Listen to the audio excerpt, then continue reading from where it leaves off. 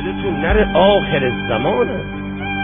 یوسف فقط یه زلیخا جلوش بود، الان جلو جوونا هزاران زلیخا. جلو موسی یه فرعون بود، الان تو هر جامعه صدها فرعونه، صدها نمروده، صدها قارونه، صدها سامریه. امروز دینداری مشکله.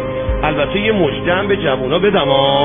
امام صادق ارواحنا له الفدا فرمود کسی که در آخر زمان دینش را حفظ کند روز قیامت خدا مقامی به او میدهد که سلمان فارسی قبله او رو بکنه. این مزد شما جوانای با تقواست. خودتون رو گول نزنید، گولتون نزنن. به قول امام باقر فرمود یا هشام خودتو به کمتر از بهشت نفروش. به قول قدیمی ها کلاه ارزون نفروش، خودتو کم نگیر.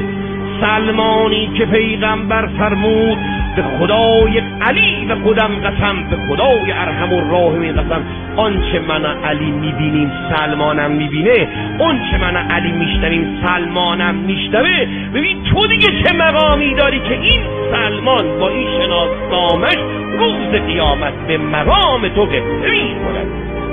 چون سلمان علی دید و سلمان شد، پیغمبر دید و سلمان شد، زهرا دید و سلمان شد، حسنین دید و سلمان شد، ابیذر دید، رفیقاش اینا بودن. اما شما کیو دارید میبینید تو جامعه امروز؟ کو سلمان، کو ابیذر، کو مالک، کو عمار، کو مقداد. خودتون رو ارزون نفروشید.